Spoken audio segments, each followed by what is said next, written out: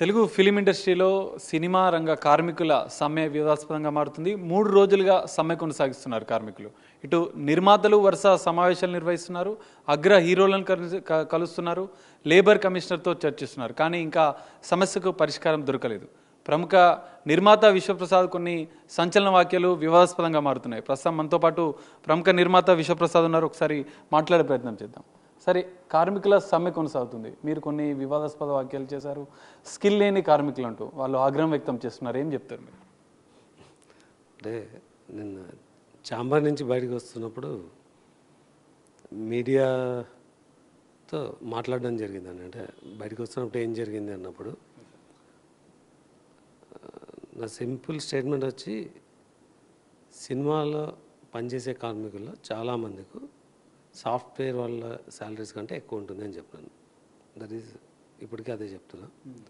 2, ఇక్కడ యూనియన్స్ కొత్త మెంబర్స్ని లోపలికి రావడానికి ఒక బ్యారియర్ బిల్డ్ చేసి 1000-2000 సంపాదించే కార్మికుడికి ఎంట్రీ ఫీ కింద 5 lakhs, 6 lakhs, 7 lakhs membership fee పెట్టడం వల్ల కొత్త స్కిల్ రావట్లేదు. స్కిల్ లేదన్న దానికి కొత్త స్కిల్ రావట్లేదు. మాకు కావాల్సిన స్కిల్స్ అన్నీ దొరకట్లేదు. కాబట్టి కొంతమందిని బాంబే నుంచి తీసుకురావాల్సి వస్తుంది. అంటే ఇక్కడ లేదని చెప్పట్లేదు. ఇక్కడ ఉన్న అంటే మా సినిమాల్లో పనిచేసే దాంట్లో 70%, 80% స్టాఫ్ ఇక్కడ ఉన్న వర్కర్సే. బట్ ఎక్కడైతే గ్యాప్ ఉందో అది ముంబై నుంచి తీసుకురావాల్సి వస్తుంది. దానివల్ల హయ్యర్ కాస్ట్లో తీసుకురావాలని, దాన్ని ఎవరో వక్రీకరించడానికి ఇక్కడ స్కిల్ లేదనడం డజంట్ మేక్ ఎనీ సెన్స్.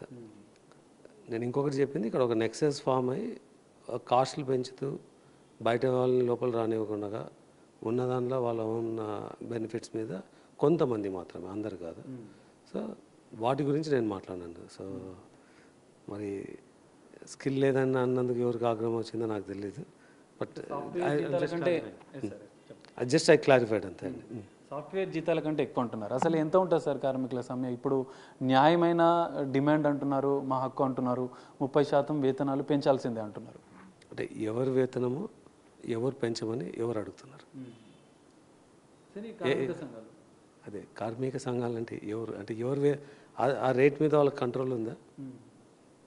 ఇప్పుడు లెట్సే ఒక మేకప్ ఆర్టిస్ట్కి 1500, 1800 అందం. నేను హైర్ చేసే మేకప్ ఆర్టిస్ట్ 3000 నుంచి 5000, 8000 పే చేస్తున్నాను. మరి అది it's not a regulated or control rate card. So దాని గురించి వాళ్ళు అంటే వాళ్ళకే బైండింగ్ లేదు ఆ రేట్ మీద. నేను ఆ రోజు నా డిమాండ్ బట్టి తీసుకొస్తున్న ఆర్టిస్ట్ వాళ్ళ స్కిల్ని బట్టి వాళ్ళకి ఒక రేట్ ఇస్తాము. వీళ్ళు ఫిక్స్ చేసిన రేట్ ఈజ్ జస్ట్ అంటే అది ఇట్స్ ఇర్రిలవెంట్ రేట్. ఓన్లీ కొన్ని అన్స్కిల్డ్ రేట్స్కి మాత్రం ఈ మినిమం రేట్ ఫోర్స్ అవుతుంది. స్కిల్డ్ వాళ్ళకి ఎనీవే వాళ్ళు ఇచ్చిన రేట్లు వర్తించట్లేదు. మేము we have to pay much better rate and we are paying much better rate. కానీ ఇక్కడ తెలుగు సినీ కార్మికులను మీరు కించపరిచారు, అవమానించారు, మాకు బాధ కలిగించాయి. ఆ వాక్యాలు వెనక్కి తీసుకోవాలని కొన్ని కార్మిక సంఘాలు ఆగ్రహం వ్యక్తం చేస్తున్న పరిస్థితి. నేను చెప్పిన వాక్యమే తప్పుంటే డెఫినెట్గా తీసుకుంటాను. ఏ వాక్యం తప్పుకు చెప్పాను. నేను వర్కర్ని ఎప్పుడు కించపరచలేదు. మధ్యలో ఉన్న వ్యవస్థ మీద నేను కామెంట్ చేశాను. ఆ వ్యవస్థలో కూడా అన్ని వ్యవస్థలను చెప్పట్లేదు. కొన్ని వ్యవస్థలు ఇప్పుడు ఒక డ్యాన్స్ యూనియన్ అంటే డాన్సర్స్ని రాకుండా చేస్తున్నారు. ఎగ్జిస్టింగ్ డాన్సర్స్ని ఏం చెప్పట్లేదు. బట్ ఎగ్జిస్టింగ్ డాన్సర్స్ను ఒక ఫ్రేమ్లో ఫ్రంట్కి కనిపించకపోతే నాకు డెఫినెట్గా కన్సర్న్ ఉంది. ఎందుకు లోకల్ టాలెంట్ని మనం వాడట్లేదు? సార్, ఇదే అంశం. తెలుగు కార్మికులకు, లోకల్ వాళ్ళకు ఎంకరేజ్ చేయాలి. ఎన్నో దశాబ్దాల కాలంగా మీ సినిమాలకు కూడా మెజార్టీగా మేము పనిచేసినామని చెప్పి సినీ కార్మికులు చెప్తున్నారు. కానీ ఇప్పుడు మీరు ఇతర రాష్ట్రాల నుంచి కళాకారులని అంటే కార్మికులను తీసుకొచ్చి పని చేయించుకుంటామని చెప్తున్నారు. దానిపైన కూడా కొంత వారు ఆందోళన వ్యక్తం చేస్తున్నారు. అగైన్ దీన్ని వక్రీకరించడం అంటారు. నేను ఇక్కడున్న కార్మికులను తీసుకొని నేను ఎప్పుడు చెప్పలేదు. నేను ఇక్కడ ఇంకా డెవలప్ చేద్దాం లోకల్గానే అని చెప్తున్నాను. నేను కొత్త టాలెంట్ని తీసుకొద్దాము. ఎగ్జిస్టింగ్ టాలెంట్ అంటే ఎప్పటికీ ఇక్కడ ఉన్న వాళ్ళు ఎక్స్పీరియన్స్ టాలెంట్ అంటారు. కొత్త టాలెంట్ కొత్తది. ఎప్పటికీ ఒక మిక్స్ ఉండాలి. ఎక్స్పీరియన్స్డ్ కొత్తది మిక్స్ అవుతూనే మీకు ఓవరాల్గా స్కిల్ డెవలప్ అవుతూ వెళ్తుంది. లేదు ఓన్లీ ఎక్స్పీరియన్స్డ్ మాత్రమే ఉంచుతాము అంటే కొత్త టాలెంట్ రారు. అప్పుడు ఆ టాలెంట్ గ్యాప్ ఎప్పుడైతే కనిపిస్తుందో అప్పుడు ముంబై నుంచి తీసుకురావాల్సి వస్తుంది. అది ముంబై నుంచి తీసుకురావడం నా చాయిస్ కాదు. అక్కడ క్రియేటివ్ టీమ్స్ మాకు ఇక్కడ షార్టేజ్ ఉంది, అక్కడి నుంచి తీసుకురావాలంటే తీసుకురావాల్సి వస్తుంది. నేను ముంబైలో పుట్టలేదు, నేను ముంబైని ఎంకరేజ్ చేయాలన్న ఉద్దేశం నాకు ఉండదు. సార్ ఇప్పటి వరకు వాళ్ళు 30% అని చెప్పి 3 రోజులుగా విధులకు హాజరు కావడం లేదు కార్మికులు. సో ఇప్పటికే నిర్మాతలు మీరు చర్చించారు, నిర్మాతల మండలి చర్చించింది, కార్మిక శాఖతో చర్చించారు, అగ్ర హీరోలను కూడా కలుస్తున్నారు. సమస్య పరిష్కారానికి ఎలా ముందుకు వెళ్తున్నారు? అంటే మెయిన్ అంటే అట్లీస్ట్ నా వరకు చెప్తున్నది, wage should not have a limit. ఆ రోజు ఆ స్కిల్ ఏమంటే దాని ప్రకారం ఇస్తూ వెళ్ళాలా. మినిమం వేజ్ అనేది సెట్ చేయడం కరెక్ట్, ఎందుకంటే దానికన్నా తక్కువ తీసుకొస్తే కరెక్ట్ కాదని. బట్ మినిమం వేజ్ సెట్ చేసేది గవర్నమెంట్, యూనియన్ ఎందుకు సెట్ చేస్తుంది? గవర్నమెంట్ ఆల్రెడీ సెట్ చేసింది. తెలంగాణ గవర్నమెంట్ లేబర్ కమిషన్ ఒక రేట్ని ఆల్రెడీ సెట్ చేసి ఉంచింది అనమాట. అన్స్కిల్డ్ అయితే 12,400, స్కిల్డ్ అయితే 22,500 ఎంతో ఉంది. ఆ రేట్ ఆల్రెడీ సెట్ అయిపోయింది. మీకు అండర్స్టాండింగ్ ఉంది, ఒక అగ్రిమెంట్ ఉంది, సంవత్సరానికి 10% పెంచాలి, 3 సంవత్సరాలకు 30% పెంచాలన్న అగ్రిమెంట్ ఉంది. అది ఎప్పటి నుంచో వస్తుంది, కానీ ఇప్పుడు ఎందుకు మీరు చేయడం లేదంటూ వాళ్ళు ప్రశ్నిస్తున్నారు. అండర్స్టాండింగ్లోనే గ్యాప్ ఉంది కాబట్టి ఇప్పుడు ప్రశ్నిస్తున్నాము.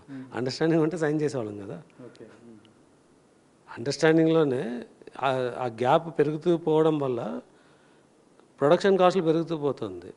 ఆ ప్రొడక్షన్ కాస్టులు పెరగకూడదని ఇవి అందరూ కష్టపడి చేస్తున్నది. ఇక్కడున్న వర్కర్స్కి ఇవ్వడానికి ప్రాబ్లం లేదు, ఎందుకంటే మీరు ఎవరైతే మా సినిమాల్లో పనిచేసిన వర్కర్స్ ఉన్నారో వాళ్ళందరికీ అదే వేజెస్ మీద, ఇంకా రన్నింగ్ సినిమాలో అదే వేజెస్ పే చేస్తున్నాం. ఎవరికి మినిమం వేజ్ ఎవరికి పే చేయట్లేదు.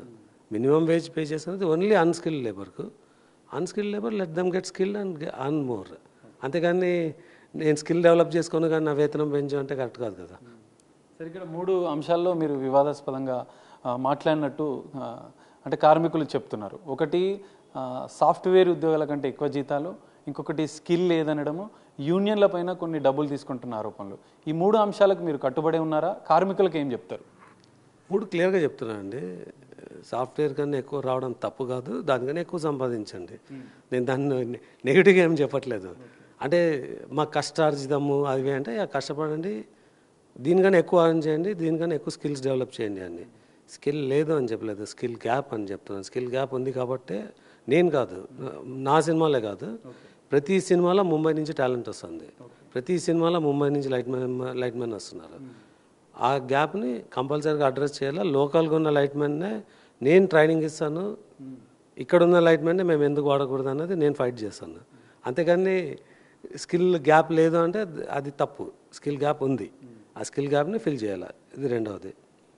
మూడవ విషయం అన్నారు మీరు, యూనియన్ మెంబర్షిప్స్ పబ్లిక్ అండి, వాళ్ళ బైలాస్లో ఉంటుంది. సంక్షేమం కోసం చేసుకుంటున్నాము, మా కార్మికుల రక్షణ కోసం, వాళ్ళ కుటుంబాలను ఆదుకోవడం కోసం మేము చేస్తున్నామని చెప్పి వాళ్ళు చెప్తున్నారు. ఒక ఎంట్రీ లెవెల్ వర్కర్ ఎలా పే చేస్తాడండి 7 లక్షలు? ఒక డాన్సర్ సినిమాలో రావాలనుకుంటే 7 లక్షలు పే చేసి ఎలా వస్తారు? వాళ్ళకి 7 లక్షలు సంక్షేమం అక్కర్లేదు.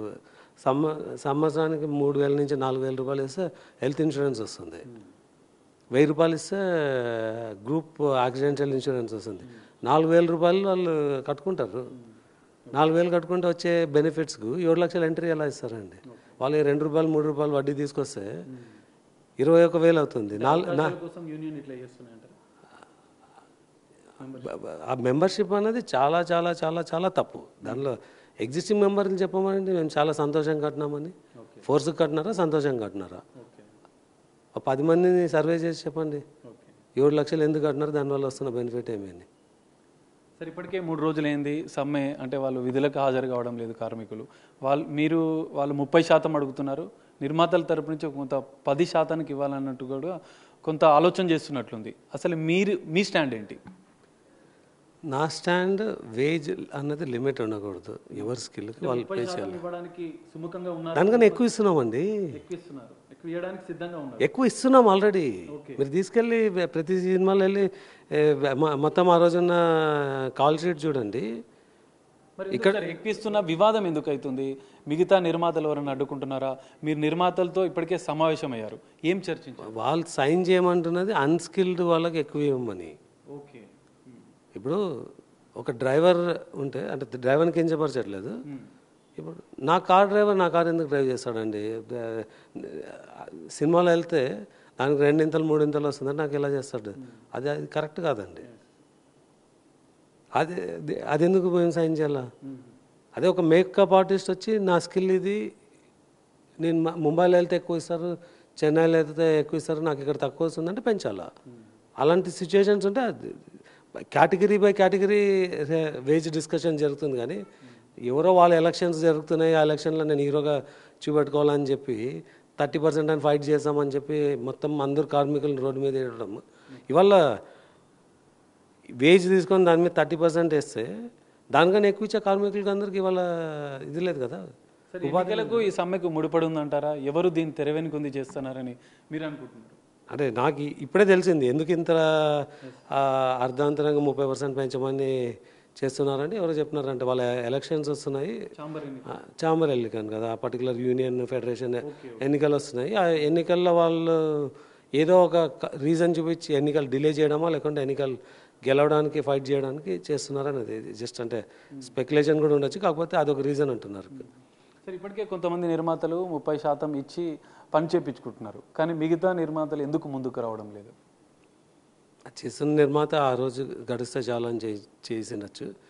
లాంగ్ టర్మ్ సినిమాలు చేయాలనుకున్న వాళ్ళు ఎవరు చేయాలనుకోవట్లేదు. మీరు ఎలా ముందుకు వెళ్తారు మరి? ఇప్పటికే సమ్మె చేస్తామంటున్నారు వాళ్ళు. ఏదో సొల్యూషన్ దొరుకుతుందండి, వాళ్ళకి సినిమాలు చేయాలా మాకు సినిమాలు చేయాలా. సో ఇప్పటికే మీరు అగ్ర హీరోలతో కూడా చర్చించారు, మెగాస్టార్ చిరంజీవిని కలిశారు, బాలకృష్ణతో కూడా సమావేశమైనట్టున్నారు. వాళ్ళు ఏం చెప్పారు సార్, ఎలా పరిష్కరిద్దాం అనుకుంటున్నారని ఏం చర్చించారు? అంటే నేను అటెండ్ అవ్వలేదండి, బట్ నేను విన్నది ఏమంటే ఈ వక్రీకరించడం అన్నది ఉంది కదా, అంటే ఉద్యోగులకి పెంచట్లేదని. ప్రతి ఉద్యోగికి స్కిల్ ఉంటే more than minimum wage, double the minimum wage కూడా పే చేస్తున్నాము. స్కిల్ లేని వాళ్ళు స్కిల్ డెవలప్ చేసుకోండి, స్కిల్ లేని వాళ్ళు మాత్రం మినిమం వేజ్ ఎవరైతే అడుగుతున్నారో వాళ్ళు అన్స్కిల్డ్. డ్రైవింగ్ అనేది you don't categorise as a specialised skill for movie.